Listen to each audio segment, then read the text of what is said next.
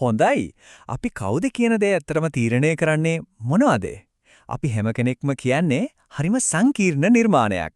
ඉතින් මේ විග්‍රහයෙන් අපි කතා කරන්න යන්නේ ඒ නිර්මාණයේ ගෘහ නිර්මාණ ශිල්පයේ. එහෙම නැත්නම් ආකිටෙක්චරය ගැන. අපි අපේ මාන්නත්වයේ අතිවාරය වන values, beliefs, attitudes සහ character කියන මූලික සංකල්ප ටිකක් ගැඹුරින් බලමු. මේ කියමන ගැන පොඩ්ඩක් හිතන්න.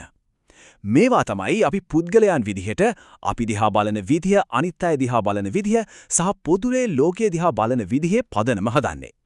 ඒ කියන්නේ අපේ ඇතුලේ තියෙන මේ සංකල්ප ටික අපි ලෝකයේ දකින කාචිය වගේ. ඒක අපේ මුළු යථාර්ථයම හැඩගස්වනවා. හරි. එහෙනම් අපි මේ ගමන යන්නේ මෙන්න මේ පිළිවෙලටයි. මුලින්ම අපි අපේ අභ්‍යන්තර මාලිමාව ඉන කම්පස් ගැන කතා කරනවා. ඊළඟට අපි අගය කරන දේවල්, ඒ කියන්නේ values සහ ඒවායේ මාන තුන ගැන බලනවා. ඊට පස්සේ beliefs වල ඉඳන් attitudes දක්වා යන බලපෑම් දාමයත් ඒ හැම දෙයකම අවසන් ස්වරූපය වන character එකත් අපි විග්‍රහ කරනවා. අවසානයේට මේ ආත්ම සොයාගැනීමේ ගමන ප්‍රායෝගිකව පටන් ගන්නෙ කොහොමද කියලාත් බලමු. අපේ පළවෙනි නැවතුම තමයි ඉන කම්පස්. මේකෙන් අදහස් වෙන්නේ අපේ ජීවිතයේ තීරණ ගැනීමේදී අපිට මඟ පෙන්වන අභ්‍යන්තර පද්ධතිය. මේක තමයි අපේ හරය, එහෙමත් නැත්නම් කෝ එක තේරුම් ගැනීමේ ආරම්භය. එහෙනම් values කියන්නේ මොනවද? ඔක්ස්ෆර්ඩ් ශබ්දකෝෂයට අනුව විවිධ අවස්ථාවලදී හරි වැරද්ද සහ ක්‍රියා කළ යුතු ආකාරය තීරණය කරන්න උදව් වෙන මූලධර්ම. සරලවම කිව්වොත් මේවා තමයි අපේ තීරණ පිටිපස්සේ තියෙන නොපෙනෙන නීති රීති. හිතන්නකෝ කෙනෙක්ගේ ප්‍රධාන වැලියු එකක් සත්‍යවාදීකම නම් බොරුවක් කියන්න අවස්ථාවක් ආවම ඒ කෙනාගේ අභ්‍යන්තර මාලිමාව ඒකට විරුද්ධව ක්‍රියා කරනවා. මෙතන වැලියුස් වලට උදාහරණ කිහිපයක් තියෙනවා. බලන්න මේ පරාසය කොච්චර පුළුල්ද කියලා.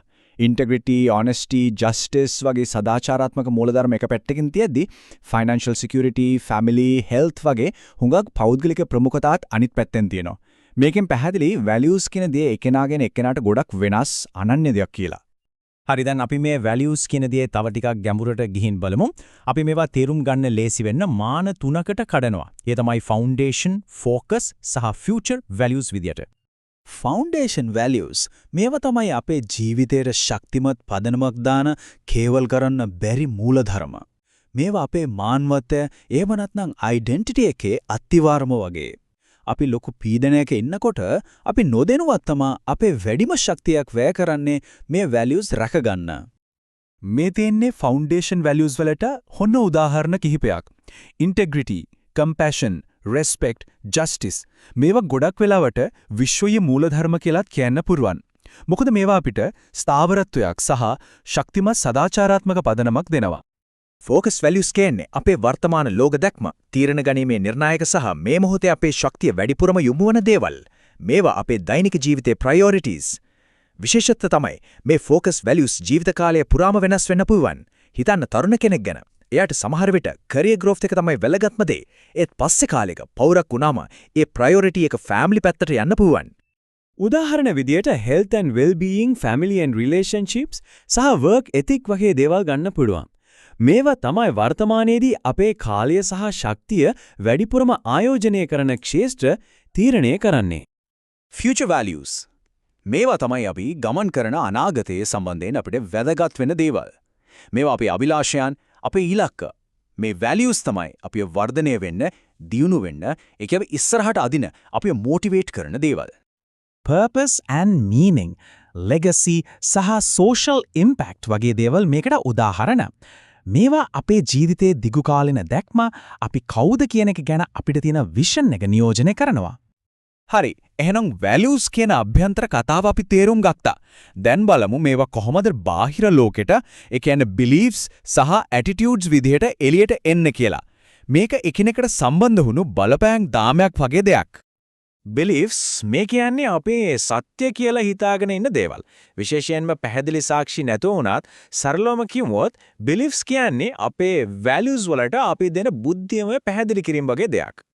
attitude කියන්නේ පුද්ගලයෙක්ගේ අත්දැකීම් සහ ස්වභාවය නිසා යම්කිසි විදිහට ක්‍රියා කරන්න තියෙන මානසික නැඹුරුව. attitude එකක කොටස් තුනක් තියෙනවා. එකක් තමයි හැඟීම. දෙක ඒකට සම්බන්ධ belief එක. තුන ඒ අනුව අපි කරන ක්‍රියාව.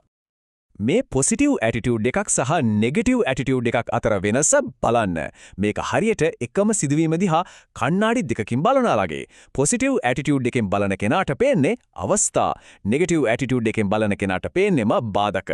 මේක අපි ලෝකෙ දිහා බලන විදිහ සම්පූර්ණයෙන්ම වෙනස් කරනවා. හොඳයි අපි දැන් එනවා මේ ගමනේ අවසාන සහ වැදගත්ම සංකල්පයට. ඒ තමයි කැරක්ටර්. මේක අපි මෙච්චර වෙලා කතා කරපු හැම දෙයකම අවසාන ප්‍රතිඵලය. කැරක්ටර් කියන්නේ පුද්ගලයෙක්ව අනිත් අයගෙන් වෙනස් කරන ගුණාංග සමූහයක්. මේකේ තියෙන හරිම ලස්සන අර්ථකථනයක්. හොඳ කැරක්ටර් එකක් කියන්නේ යහපත දැනගෙන යහපතට ආශා කරලා යහපත කරන එක. ඒ කියන්නේ ඒක අපේ අභ්‍යන්තර සදාචාරාත්මික මාලිමාවේ දෘශ්‍යමාන ප්‍රකාශනය. මේ අනුපිළිවෙල තමයි අපේ ජීවිතේ ගමන් මඟ තීරණය කරන්නේ. බලන්න අපේ වැලියුස් වලින් අපේ බිලීෆ්ස් හැදෙනවා. ඒ බිලීෆ්ස් වලින් අපේ ඇටිටියුඩ්ස් හැදෙනවා. ඒ ඇටිටියුඩ්ස් වලින් අපේ බිහේවියර්ස් ඒ කියන්නේ හැසිරීම් නිර්මාණය වෙනවා. ඒ බිහේවියර්ස් කාලයත් එක්ක හැබිට්ස් ඒ කියන්නේ පුරුදු බවට පත් වෙනවා. ඒ හැබිට්ස් එකතු වෙලා තමයි අපේ කැරක්ටර් එක හැඩගැහෙන්නේ. අවසානයේ ඒ කැරක්ටර් එකෙන් අපේ ඩෙස්ටිනි ඒ කියන්නේ දෛවයේ තීරණය වෙනවා. මේක හරිම බලවත් ක්‍රියාවලියක්. හරි. අපි මේ තියරි ඔක්කොම කතා කළා. දැන් බලමු මේ දේවල් ප්‍රායෝගිකව හොයාගන්නේ කොහොමද? මේ ආත්ම සොයා ගැනීම පටන් ගන්නෙ කොහොමද කියලා. මේ ගමන පටන් ගන්න හොඳ මෙවලමක් තමයි පර්සනල් වැලියුස් ටෙස්ට් එක. මේක ඔන්ලයින් කරන්න පුළුවන් සරල ඒත් ප්‍රයෝජනවත් ටූල් එකක්.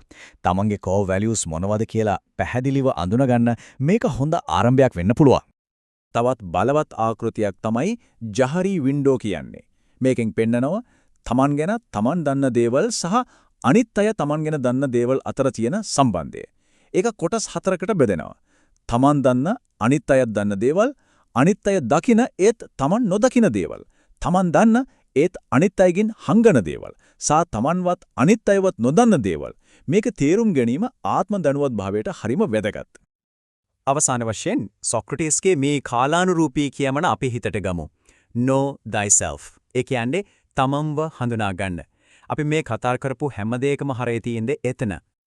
අවසානයේට ඇරිස්ටොටල් කියනවා වගේ knowing yourself is the beginning of all wisdom. ඒ කියන්නේ තමන්ම දැනගැනීම තමයි සියලු ප්‍රඥාවේ ආරම්භය. මේ ආත්ම ගවේෂණයට මේ විග්‍රහය යම් මඟ පෙන්වීමක් වා කියලා අපි විශ්වාස කරනවා.